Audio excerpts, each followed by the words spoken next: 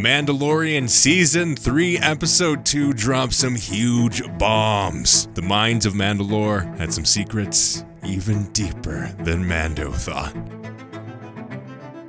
Only those that walked the way escaped the curse prophesied in the Creed. Our adherence to the way has preserved our legacy for the generations until we may someday return to our homeworld. It is said one warrior will defeat 20 and the multitudes will fall before it. Songs of eons past foretold of the Mythosaur rising up to herald a new age of Mandalore.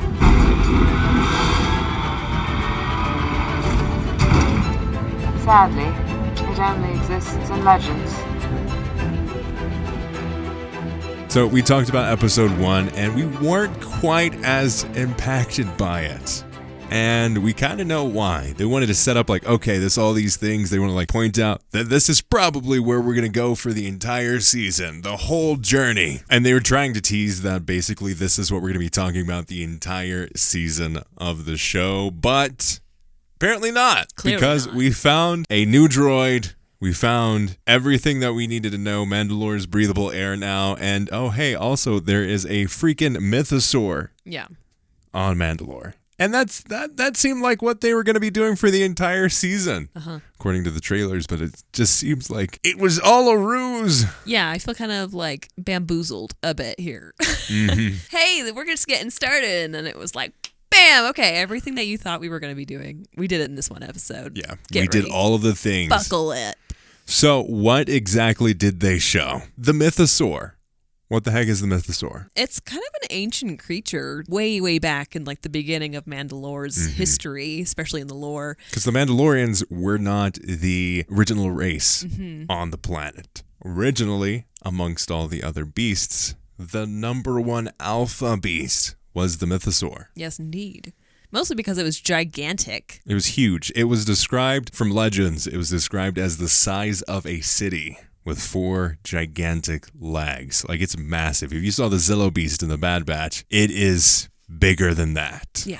So we're looking at a giant beast that was allegedly tamed and ridden on? Yeah, according to legends, it was tamed and defeated, ridden and killed by Mandalore the First in an act to show of dominance and really created the identity of the Mandalorians. And the breastplate of the Mythosaur was actually used for the first mask of the Mandalorians, the helmet. And that was used in legends to identify the ruler. Whoever had the mask was the ruler of Mandalore. So it wasn't a new identity to have this physical thing represent the rulership of Mandalorian. Fascinating. Yes. So that's pretty much what the Darksaber is now.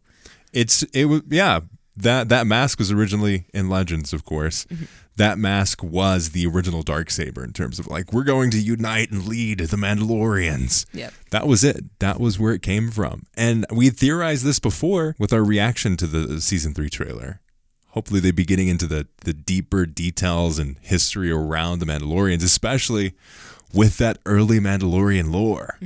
Tor Vizsla obviously created the Darksaber, but now we're getting even further back, the origination of the Mandalorians on Mandalore. So it's really fascinating that they bring up the Mythosaur so early, because suddenly now we're pivoting from this quest of Din Djarin's to go and bathe in the living waters to potentially learning to ride this thing and becoming the king of Mandalore.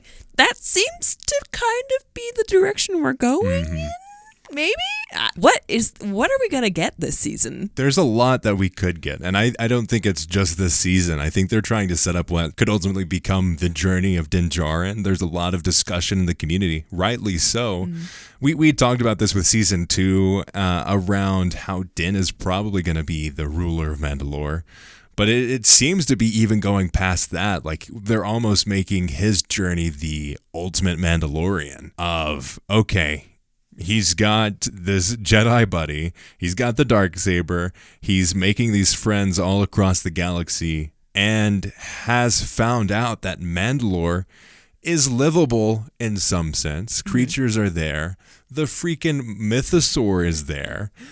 There are so many paths that he could go on. And ultimately, I think we're probably going to see Din bring back the Children of the Watch, the Mandalorians, Death Watch, all these different places and people back under the fold and bringing the glories of Mandalore back to its height, possibly. I think it was interesting that Din's the one who went in the water and was pulled down all the way down to the bottom. Yeah. And then it was Bo-Katan who's the one who saves him and actually like really sees this Mythosaur. Mm-hmm. I don't know. I don't know that it's clear that it's going to be Din Djarin who's the one leading this whole thing. Yeah. I mean, he still has to master the I dark think saber. he's going to be the ultimate Mandalorian. But I think Bo-Katan has honestly shown that she is very capable. Like, she was wielding that darksaber like nobody's business. Yeah. And really mastered it. I wonder if we're ultimately going to see Bo-Katan's death. And that's what's going to empower Din to really take up that mantle of the Mandalorians. My gosh, that's a little dark. You could see it. That would be super impactful. That would be really impactful. I don't think they'll do it, but I could totally see if they were going for like deep storytelling cuts. That's what you do. You make the character growth of Din rise on this enemy turned friend and person whose goal is aligned to yours in a way. Yeah. Bringing Mandalore back to its ultimate glory. Fascinating. But you were saying off camera that you're like, I wonder if Bo-Katan's going to be the one that trains Din to wield the darksaber. I think it would be a fun character beat. I think if Bo-Katan, I mean, obviously, as soon as Din was in trouble, she was like, okay, we got to save him. I think it would be cool to see that training montage of like, okay, if you're going to be this person, don't freaking burn yourself with you're going to cut your arm off. So let's help you here. Yeah. And she obviously doesn't want to challenge him in combat now because it would be seen as a weakness thing. So she has a decision here. She can just wait until someone takes it from Din and challenge them, or she can work with Din and make him even more powerful. Yeah. Let us know your thoughts on our theories and what you expect to see going forward in Mandalorian Season 3. As always, thanks for watching, like and subscribe, and hey, may the Force be with you.